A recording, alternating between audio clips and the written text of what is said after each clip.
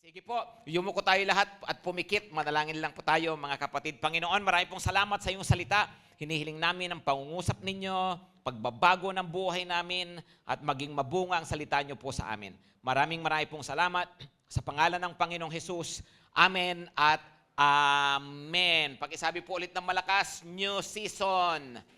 Yan, patuloy tayo sa pag-uusap po. Ngayon, gusto ko pong pag-usapan natin, pinamagatan po na Season of the Spirit. No? Kapag sinabi pong new season, ang maganda pong makita po natin, ito po dapat ay panahon ng pagkilos ng banal na espiritu na higit pa. I'm not saying na hindi siya kumikilos, pero higit pa sa ating mga buhay. Ano po ang ibig nating sabihin dito? Makikita nyo po dyan sa background po natin, ang Panginoong Hesus nagpabaptize nung siya po nagkatawan tao, tapos nagpabaptize po siya nung siya po ay 30 years old, nung pong siya po ay pagkaahon niya mula sa pagkakabaptize nitong si John, ay bumaba ang banal na espiritu. At mula po doon na po nag-umpisang gumawa ng himala ang Panginoong Hesukristo. Doon na po siya nag-umpisang nangaral at sa loob lamang po ng 3 years ay grabe po ang na-accomplish ng Panginoon. Kasi po at the age of 33, siya nga po ay napako sa krus at siya po ay namatay. Pero yung 3 years na yon,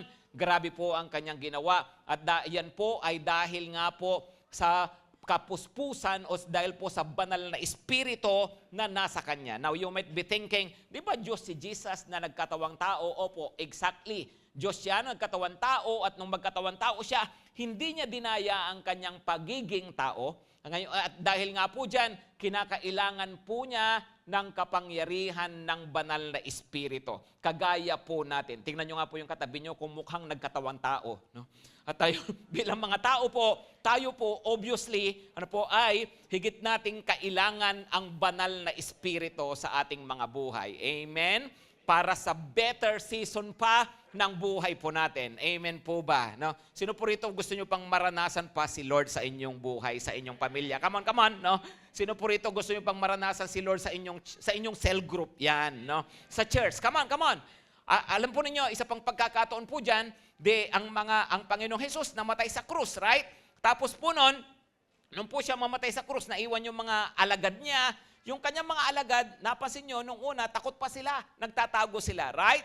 Pero bumaba po ang banal na espiritu at pagkatapos po nun, grabe po ang ginawa po ng mga apostol. Kaya nga po sabi nila, yung aklat ng mga gawa, yung Acts, actually, hindi yun, tinatawag siyang Acts of the Apostles, gawa ng mga apostol, tama naman po yun. Pero actually po, higit sa lahat, dapat daw po makita, yun ay gawa ng banal na espiritu sa pamamagitan ng mga apostol. So, ibig pong sabihin, kung gusto po natin talaga ng buhay, maranasan pa natin ang kapangyarihan ng Panginoon, ang presensya ng Panginoon sa buhay po natin, maganda po tayo mismo, dinidesire po natin ang season of the Spirit sa ating kani-kanyang mga buhay. Amen po ba, mga kapatid? Pakisabi po ulit ng malakas, season of the Spirit. Tingnan po ninyo ang Ephesians 4 verse 1 to 3. Basahin nga lamang po natin ito, no? Ephesians 4 verse 1 to 3. Ephesians 4, I, therefore, a prisoner for the Lord, urge you to walk in a manner worthy of the calling to which you have been called, with all humility and gentleness, with patience, bearing with one another in love, eager to maintain the unity of the Spirit in the bond of peace. Okay, pakisabi nga po ng malakas, eager to maintain what? The unity of the Spirit. The unity of the Spirit. Well, kapag sinabi, ano ba yan? Pag sinabing season of the Spirit, ano bang ibig sabihin yan? Siguro may mga miracles. Wow, sino gusto ng mga miracles? No? Of course, maganda po yan. Tama? At magandang maranasan po natin yung mga yan. Siguro, pag mayroong season of the Spirit, andyan na yung multitudes. Mga ganyan. Di ba? Marami pang mga dadalang kaluluwa sa Panginoon. Of course, obvious naman yan sa Acts. Ano po? Totoo po lahat ng yon. Pero maganda po, ilang bagay na makita po natin dito. Unang-una po pala, na binibigay po sa atin, pangunahin na ginagawa ng Panginoon sa atin sa pamagitan ng banal na Espiritu is the unity of the Spirit. Pakisabi po ng malakas, unity of the Spirit. At sa paano? No, pakisabi ng malakas, how? No, paano nga bang naranasan itong unity of the Spirit? Well, dalawang bagay po ang gusto kong makita natin sa mga verses po na ito. Yun, number 1 po is yung manner. Pakisabi ng malakas, manner. Paano nga bang magkakaroon ng unity of the Spirit? No, pakitingin ng katabi, mind your manner. No? Anong ibig sabihin manner? Iba po yung manners, iba yung manner. Paano bang ibig sabihin ng manner dyan? Paraan, di ba? The way we live, no? In a manner worthy. Ibig sabihin, mabuhay tayo sa paraang karapat-dapat bilang mga mananampalataya. Di ba? Sabi po niya, in a manner worthy of the calling to which you have been called. Kung saan kayo tinawag ng Panginoon. No? So, ibig sabihin po, yun pong pamamaraan ng pamumuhay.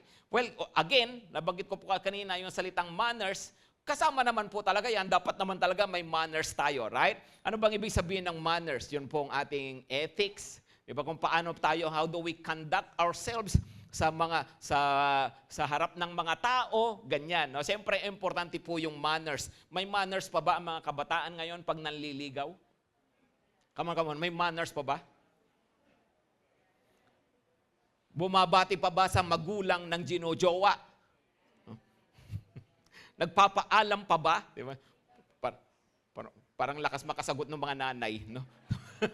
Diba? Pero importante nga kasi yung manners, right? Halimbawa, simpleng mga manners, alam din naman natin yung mga yon. Ano po yung simpleng manners, pag naglalakad sa kalsada, yung lalaki at babae, asan nakapwesto ang babae, sabi nila? Halimbawa, ito po yung kalsada. Sino ang ito yung tinatawag na danger side.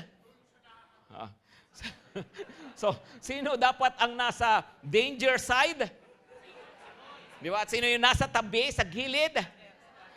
Di ba? Pag mayroon kang manners, lalaki ka, dapat ay ikaw yung nasa danger side at yung babae ay nasa safe side, di ba? Nasa gilid. Kaya kami ni Mami Weng, talagang careful ako diyan. Pag kami po naglalakad sa kalsada, no, ay talaga pong sinisigurado ko po na ako ay nasa side ng kalsada, siya po nasa tabi, lalo na po kung may aso. Ano po?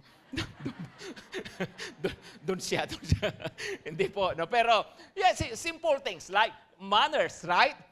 Amen, mga kapatid, no? Ano pa? Sa pagkain daw, di ba, meron tayong tinatawag na table manners. Ano ba yung mga table manners? Pagtapos ng kumain, ano ang posisyon ng kutsara at tinidor? Sige nga.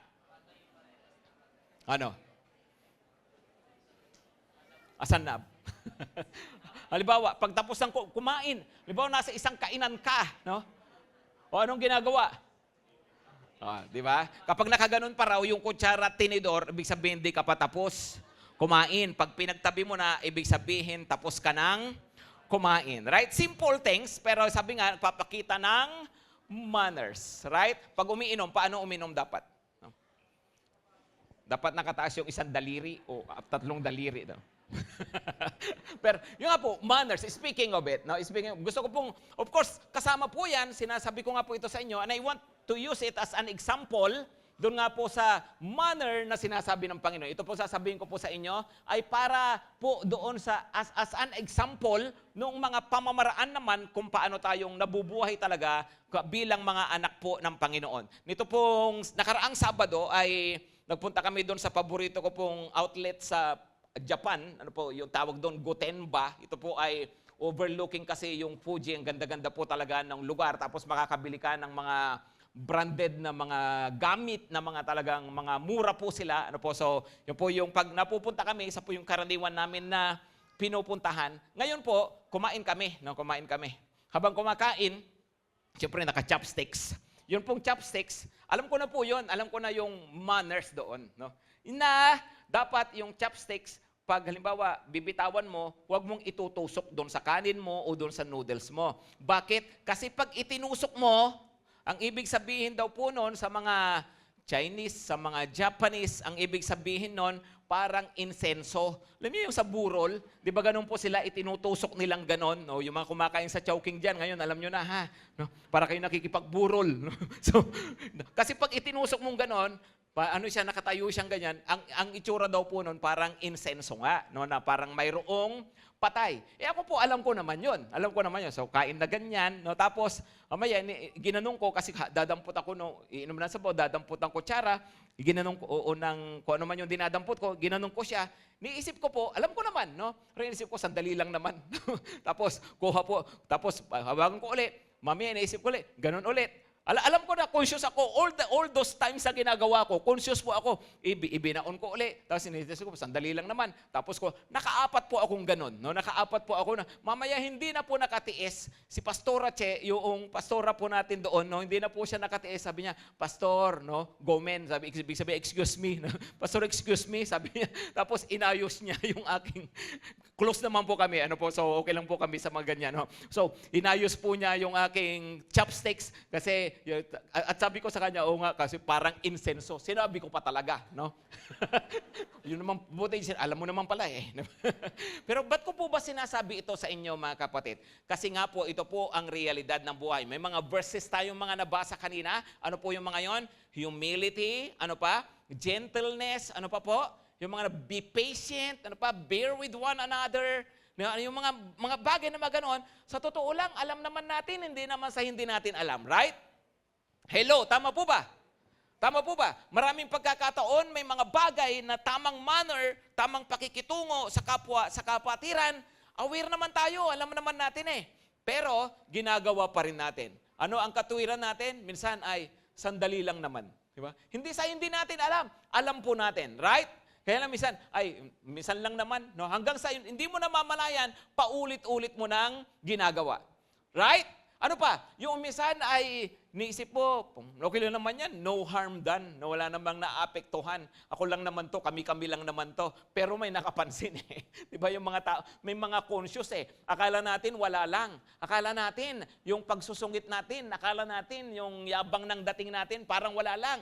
Pero may ibang taong mga naaapektuhan. Kaya nga po bilang mga Kristiyano raw, para daw po sa ikabubuti pa ng ating samahan, ng ating pagkakaisa bilang mga mananampalataya, nagbabantay tayo sa ating manner. Pakisabi ng malakas, manner. No? Manner worthy of the calling to which you have been called. O sige, balikan po natin yung verse 2. Tingnan nyo po, isa-isahin natin yung verse 2. Ang sabi po sa verse 2 ay, with all humility. Pakisabi ng malakas, humility. Come on, humility. Yan, no? Ano raw po? Paano raw mas magiging maganda ang relationship? Actually, applicable po ito. Obviously, sa church, no, sa cell group, pero ito po, applicable naman ito sa lahat ng relationship kahit sa pamilya. Amen po ba? Amen? Importante raw ang pagpapakababa sa isa't isa. Humility. No? Alam po ninyo, salamat sa Panginoon, dito po sa church, iba-iba naman po talaga tayo. Kanya-kanya po tayo ng mga kalagayan sa buhay. Right? Hello, tama po ba? Of course, mayroon dyan, may mga sinasabi, yung iba kung ano-ano ang sinasabi, no? Yung iba may naririnig, ganyan.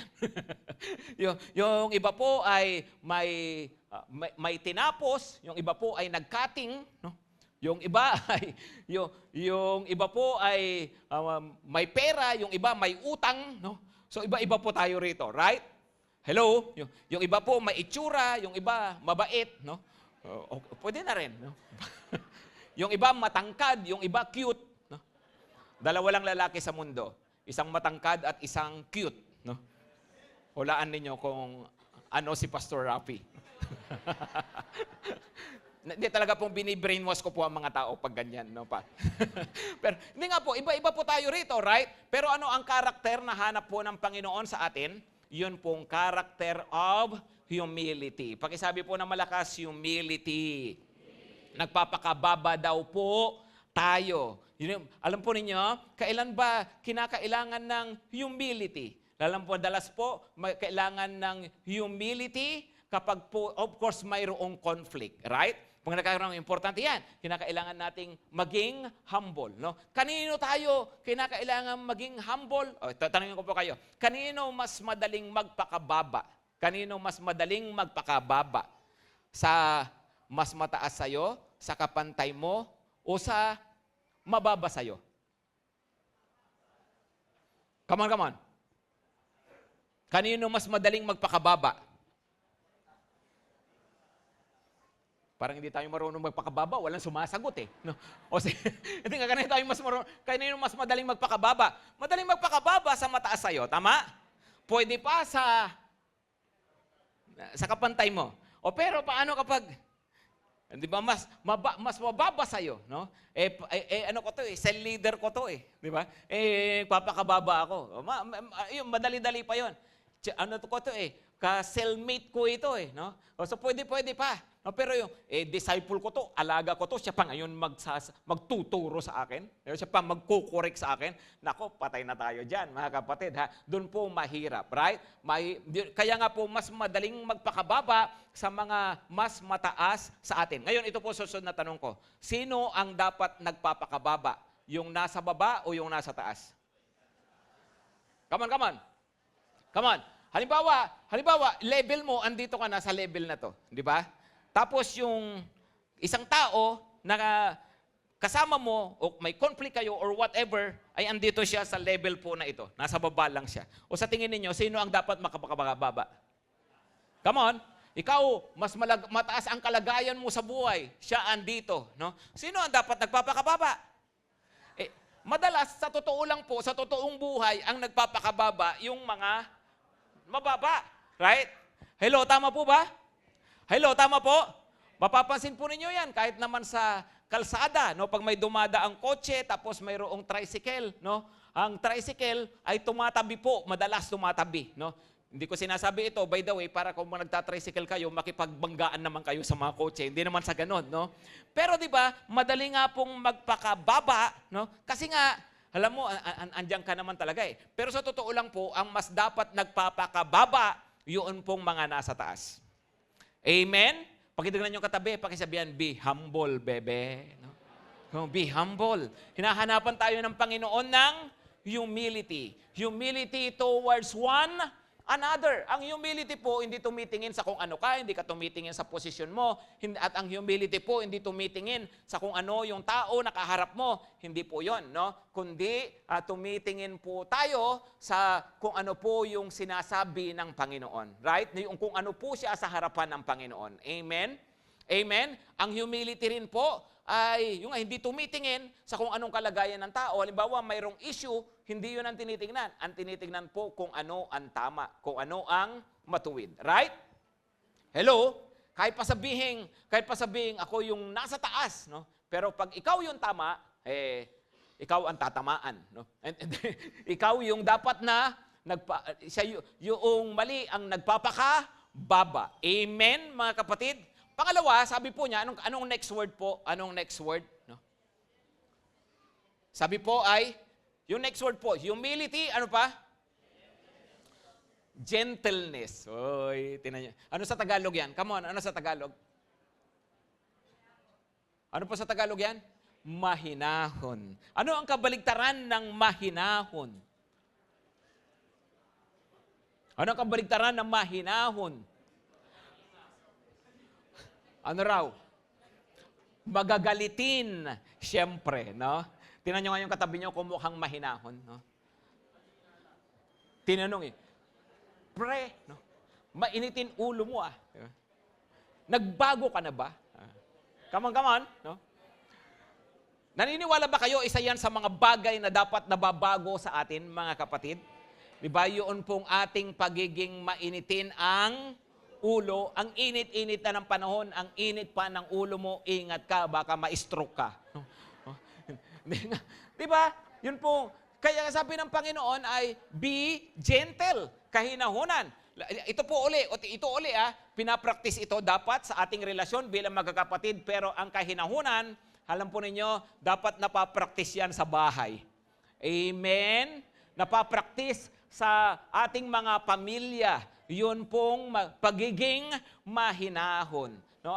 Yun nga po, ang kabaligtaran po niyan, yun pong pagiging magagalitin. No? At tingnan po ninyo kung gaano kapraktikal ang salita ng Diyos. Yung mga karaniwang mga issues natin sa buhay, ina-address po niya talaga. Right? Bakit po ba tayo nagkakaroon ng problema sa relationship? Madalas po kasi nawawalan tayo ng kahinahunan. Hindi mahinahon magsalita, hindi mahinahon kumilos, pero sabi ng Panginoon, be gentle. Pakitignan yung katabi, pakisabihan po, be gentle. Maging mahinahon. Amen? Hello, amen po? No? Alam nyo, mga kapatid, parang ganito yan eh, no? Sabi nila, yung taong sanay magsinungaling, hindi na niya alam kung kailan siya nagsasinungaling at kung kailan siya nagsasabi ng totoo. Minsan may confusion na siya. Right? Alam nyo ba, ganon din naman, yung taong mayabang, talagang mayabang, minsan hindi na niya alam kung nagyayabang ba siya o nagpapakababa siya. No? Yung taong mainitin ang ulo, yung laging galit, hindi na niya alam kung galit ba siya o mahinahon siya. No? O, di ba ganun po? Ano po? At isa pang problema po nito, yung kapag ikaw sinungaling, yung kaharap mong tao, yung nakakakita sa'yo, hindi nila alam kung nagsisinungaling ka o hindi. Kasi nga sanay silang nagsisinungaling ka. Right? Pag yung taong mayabang, yung kaharap niya, hindi alam kung ano ba yan, nagyayabang ba yan o nagkukwento lang. Diba? Kung yung taong laging galit, yung nakakasama niya sa buhay, hindi rin alam, galit ba yan o hindi. No? Galit ba yan o okay lang siya, kalmado lang siya. No? Kasi kung kalmado ka, ganyan ka magsalita, ano pa kaya kung galit ka? Diba? Yung isa may mga ganon, right?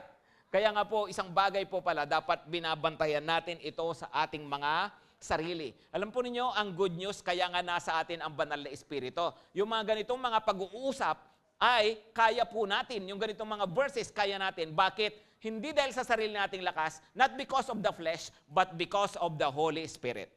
Naniniwala ba kayo ang Holy Spirit magbibigay sa iyo ng kakayahang magpakahinahon? Naniniwala ba kayo ang Holy Spirit nagbibigay sa atin ng kakayahan magpakumbaba? Amen? No? Ituloy po natin na ano po ang kasunod? Ano po? Gentleness with ano? Ano kasunod? Patience. No? Tingnan niyo po yung katabi. No? Pakisabihan, patience daw. Yung iba hindi makatiis. No? Pero kailangan daw po talaga magpasensya. Ano raw? Pagpasensyahan ninyo ang isa't isa. Bilang mga lalo na yung mga magkakasel group dyan, ha? Pagpasensyahan ninyo ang isa't isa. Alam niyo yung ganito, magkakasama tayo rito, tapos nakaupo tayo, nakikinig tayo, kumakanta tayo, alam nyo, okay lang yan, di ba? Hindi gaanong kailangan ng pasensya. Tama ba? O pinagpapasensyahan nyo katabi nyo ngayon? No? Di ba? Hindi naman eh, di ba? Hindi naman kailangan ng pagpapasensya.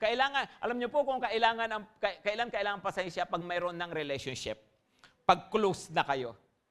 Amen? Pag magkakakilala na kayo, right? Hello, tama po ba? Di ba? Doon po kailangan ng pasensya kasi nakikilala natin ang isa't isa.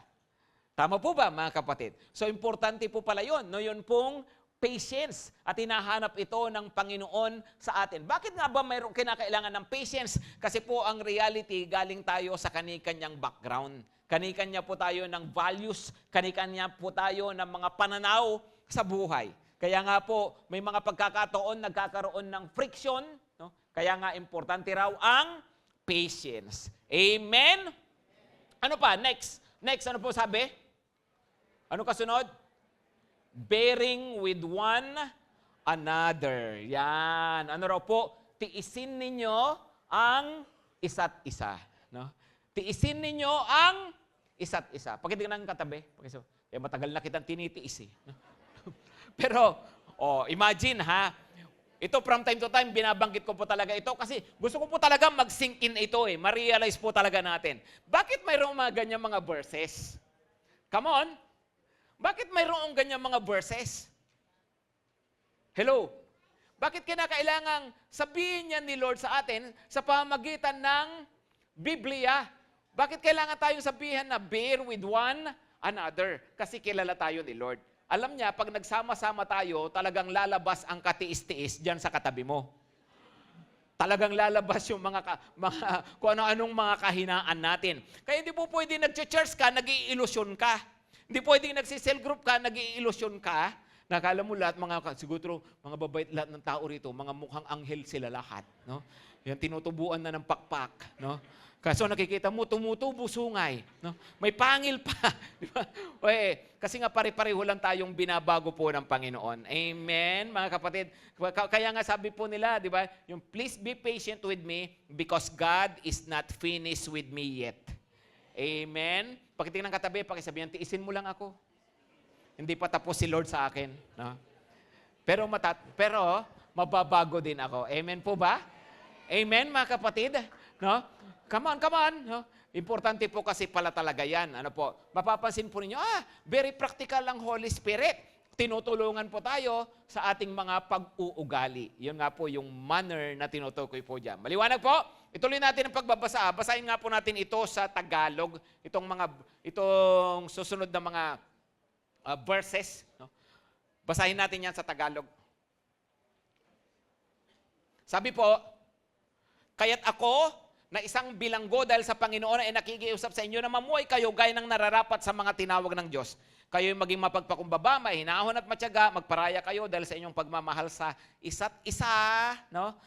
Tapos po, sikapin ninyong mapanatili ang pagkakaisang mula sa Espiritu sa pamagitan ng kapangyarihang nagbubuklod sa inyo. Ano raw po ang responsibility ng lahat?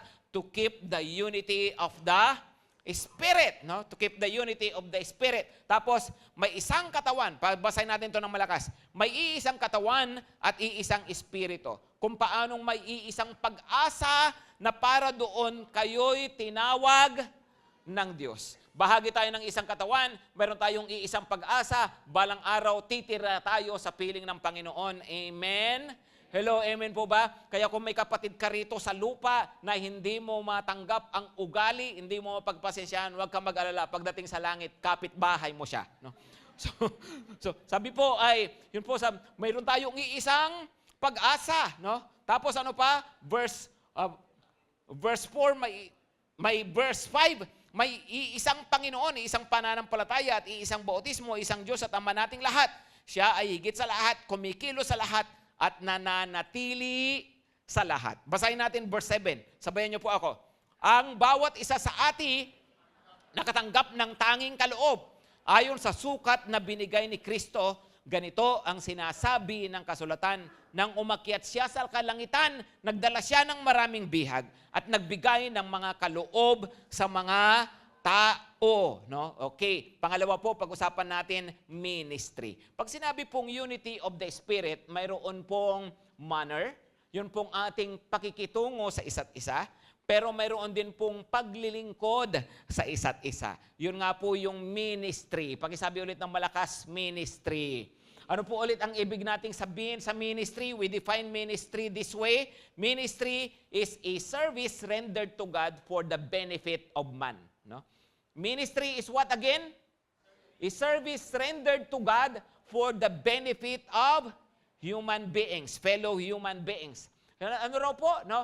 Paglilingkod yan sa Diyos, ginagawa mo yan sa Diyos, pero sino ang nakikinabang? Come on, sino ang nakikinabang? Kapwa-tao. Ganun po madalas ang ministry. When I pray for you, ginagawa ko yun sa Panginoon, pero ang nakikinabang yung pinag-pray. Amen? Hello, amen? Naglilid sila ng kanta, ng worship, that's ministry, pero dapat sa puso ng mga tumatayo rito, ginagawa ito para sa Panginoon, pero ang nakikinabang tayo, kasi po nadadala tayo sa presence ng Panginoon, nakakapag-worship tayo kay Lord. Amen po ba? Kaya po itong verse 7 and verse 8, sabi niya, noong siya ay, ano po ulit sabi? Nang umakyat siya sa kalangitan, nagdala siya ng maraming bihag at nagbigay ng kaloob sa mga tao. Ito nga po naman, ito naman po ay gift of the Holy Spirit. Mayroon pong fruit of the Holy Spirit. Yun po yung ating mga katangian, yun po yung kahinahunan, kapakumbabaan, love, joy, peace, at iba-iba pa. Pero mayroon pong gift of the Holy Spirit, mayroon pong kakayahan na ibinigay naman po sa atin. Ano po yung mga kakayahan na yon? Iba-iba po yan. Yung pong sabi niya, umakyat siya sa kalangitan, nagdala siya ng maraming bihag, namudmud siya ng katangian, ng kaloob, ng gifts sa mga tao. Ang pinipicture po niyan, yung mga Roman emperors noong unang panahon, o kaya Roman generals, na sila po, halimbawa, pupunta sa isang lugar, tapos sasakupin nila yung lugar na yon, may daladala silang mga bihag, tapos po may yung kanilang mga nakuha sa lugar na yon, pinamumudmud nila sa mga tao. Gayon din naman ang Panginoong Hesus, nung pong siya bumaba sa lupa, umakyat siya sa kalangitan, At noon pong siya po umakyat siya sa kalangitan, sabi po, ang banal na Espiritu susuguin ko sa inyo. At ngayon naman po, binigyan tayo ng mga gifts, ng mga kaloob, iba-ibang mga kakayahan. Kakayahan po ng paglilingkod sa Kanya. Amen? Hello, amen po. Kaya umulan nung nagbigay ang Panginoon ng mga kakayahan. No? Parang umulan ng mga kakayahan. Ngayon, ang tanong, ano ang nasa lumo? No? Ano kaya ang nasa atin? Alam po ba natin kung ano po yung mayroon tayo? Come on, come on. Naniniwala po ba kayo na wala po rito zero? Hello. Naniniwala po ba kayo na dito sa church, siyempre, ang dami natin, at ilan lang yung nakikita natin sa stage, pero naniniwala po ba kayo na kahit wala ka rito sa stage, lahat tayo may kakayahan na binigay si Lord para ipaglingkod sa Kanya? Come on, naniniwala po ba kayo doon? No? Hello, naniniwala po? No? Sabi po, si Kristo ang ulo, tayo yung katawan, binigyan po tayo ng kani-kanyang mga kakayahan, at yung mga kakayahan na yun daw dapat ay ipagamit natin sa Panginoon. Amen? Yung di lahat ay kamay, pero mayroong kamay. No?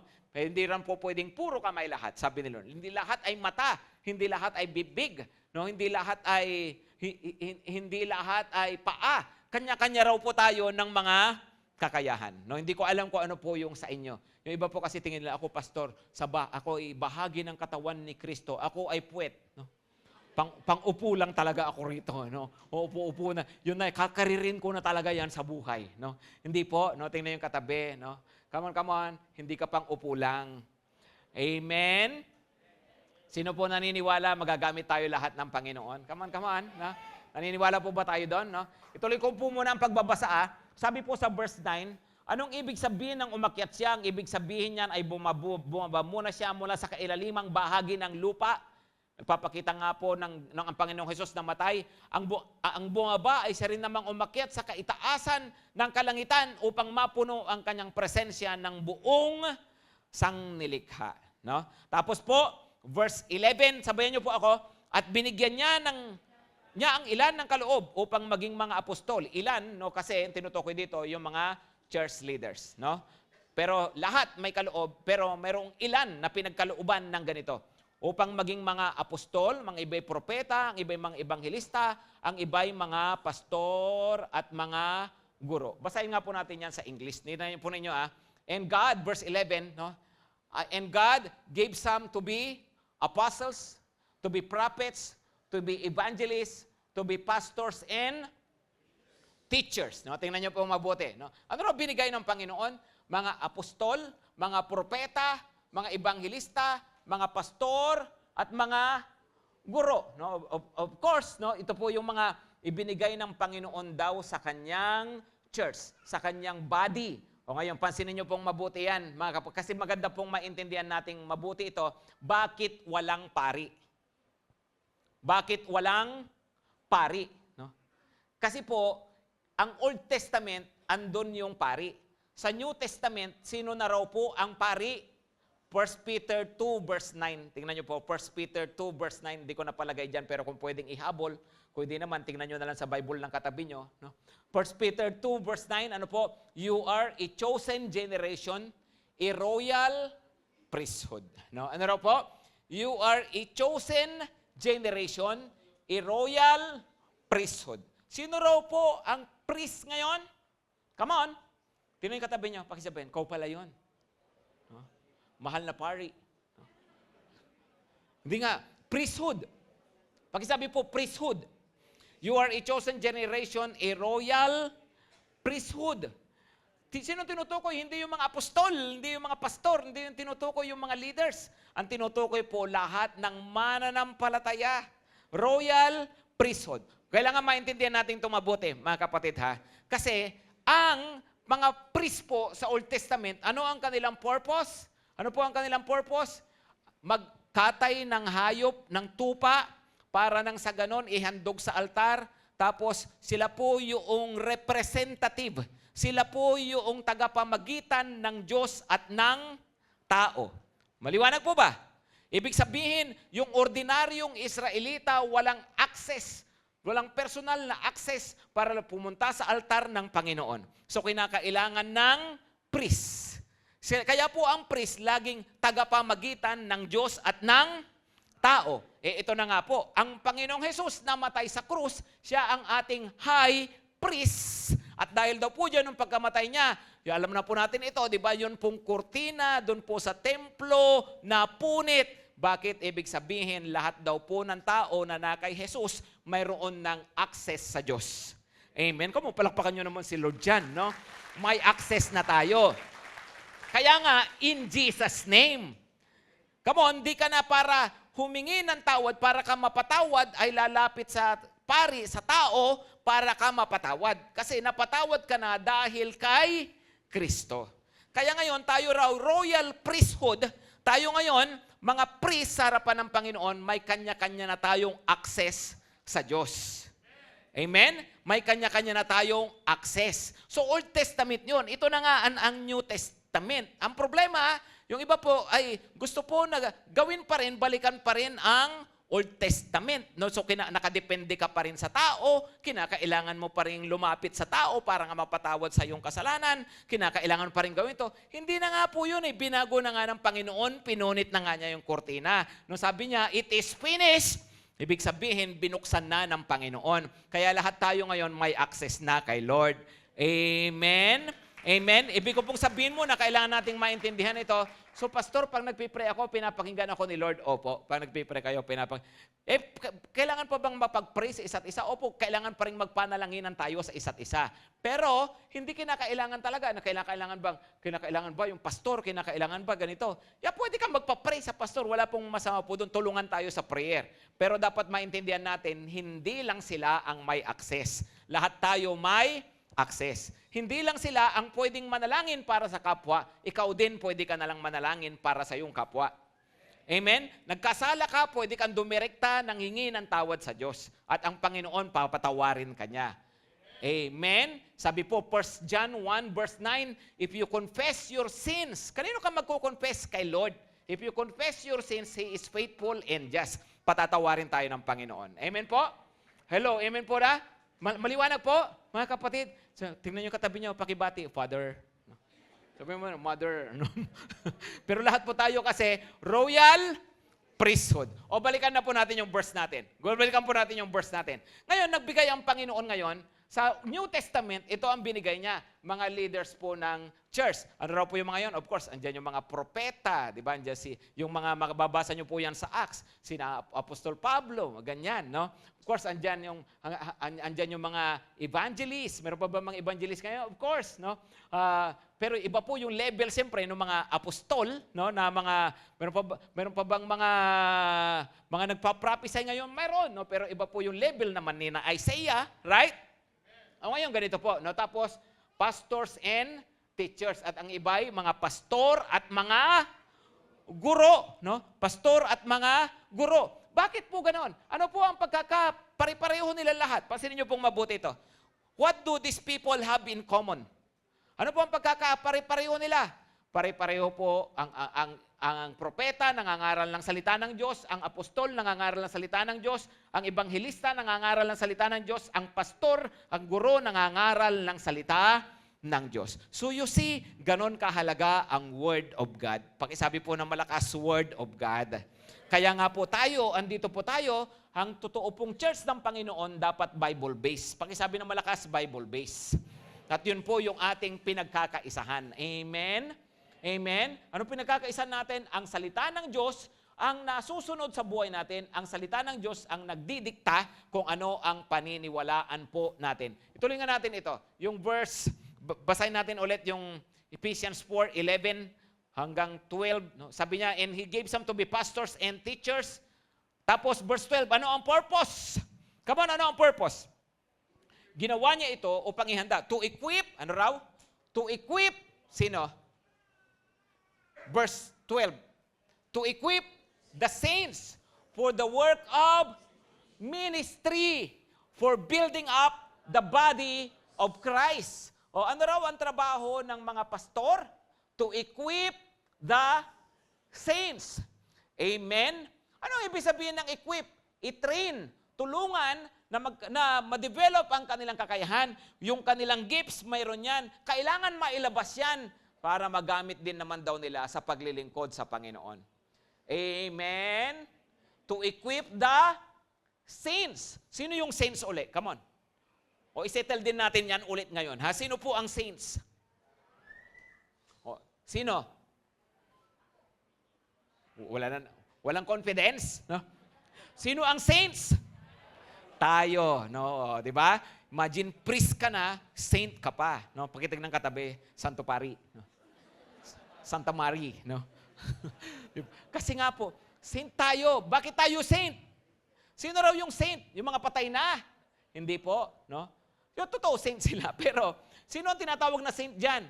Obvious, mga buhay pa. Tama? Tama. Yung mga saint bang tinutukoy dyan, mga perfect people? Hindi po. Hindi po.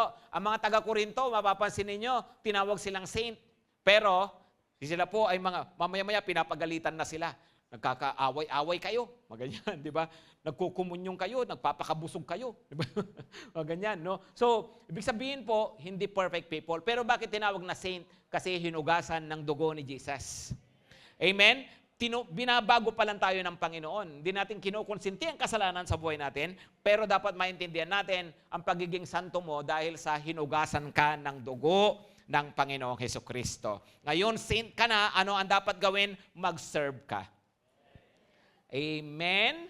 Come on, pakisabihan niyo katabi, mag-serve daw. No? Ano yung serve? To equip God's people for the work of the ministry, no?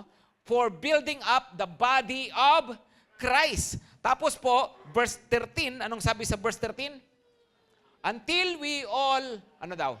Reach unity in the faith. Pakisabi ng malakas, unity in the faith. And in the knowledge of the Son of God. Ano raw po yung gusto ng Panginoon pinagkakaisahan natin? Yung makilala pa natin siya lalo. Amen? Hindi lang yung alam natin yung mga doktrina, hindi po. Knowledge of the Son of God. Until, ano raw po? Ano sabi po diya? To mature manhood, to the measure of the stature of the fullness of Christ. Yung pala yung calling po natin, mga kapatid. No, tayo raw po, ano raw? Makilala pa natin lalo ang Panginoon. Gusto ng Panginoon, tutulungan tayo para mas makilala pa natin siya. Yung mga cell leader natin, ano ang purpose? Para makilala pa natin lalo si Lord. Yung mga life class teacher natin, para makilala pa natin lalo si Lord. Amen? Amen po? No? Sige po, tuloy na po natin. No? Gusto ko pong basahin po ninyo ang verse. Tapusin na po natin dito. No? Basahin ko po yung verse 16. Tingnan po ninyo yung verse 16. Last verse po natin. Sa pamagitan niya, ang buong katawan ay pinag-uugnay-ugnay ng mga kasukasuan na mula rin sa Kanya. At kung maayos na gumagawa ng tungkulin ang bawat bahagi, lumalaki ang katawan at pinapatatag nito ang sarili sa pamamagitan ng pag-ibig. No? Mapapansin po ninyo ulit yung salitang pag-ibig. Amen? Sabi niya kanina, bearing with one another in love. Ito naman, building up itself in love. So sa lahat po ng ito, ano po talaga ang kinakailangan pala? Come on, ano ang i-emphasize ng banal na espiritu sa buhay po natin? Love. Tumayo na po tayong lahat, mga kapatid. Sige po, tumayo tayong lahat. Alam po ba ninyo na ang pag-ibig, pakisabi po ulit ng malakas, love. Yan po pala yung pangunahin na asset na ibinigay sa atin ng Panginoon. Amen? Yeah, sabi niya, mayroong fruit of the Spirit, pero ang fruit of the Spirit, sabi, the fruit of the Spirit is love. Diba? The fruit of the Spirit is love, joy, peace. No? Ibig sabihin po, pinakapangunahin, pag-ibig. Kasi raw kung may pag-ibig, may joy, may peace, may gentleness, may patience. Right? Right? Ano pa? Tapos, building up itself in love. Lahat daw ng ginagawa natin, gawin natin ng may pag-ibig. Ibig pong sabihin, ito maglilingkod ako sa Panginoon, i-reach out ko yung taong ito, papalo up ko yung disciple ko. How do we do this? Do it in love. No? Yumuko nga po tayong lahat at pumikit at manalangin po tayo ngayon. Kung sa oras po na ito, Alam mo na mayroong issue ng lack of love sa'yo. Kakulangan ng pag-ibig. Ipanalangin natin yan ngayon sa Panginoon. Lord, help me serve you, serve your people in love. Gawin ko ito ng mayroong pagmamahal. Help me, Lord. Help me to truly love your people, love your church, love my cell group. At kung sa oras na to, mayroong individual na nahihirapan ka na mahalin. Humingi ka rin sa Panginoon ng kanyang grasya, ng kakayahan. Lord, give me love. Enable me to love. Sapagkat kung saan may pag-ibig, doon may pagkakaisa. Sabi ng Panginoon, kung saan may pag-ibig, doon din makikita kung sino yung mga taong totoong nasa Kanya.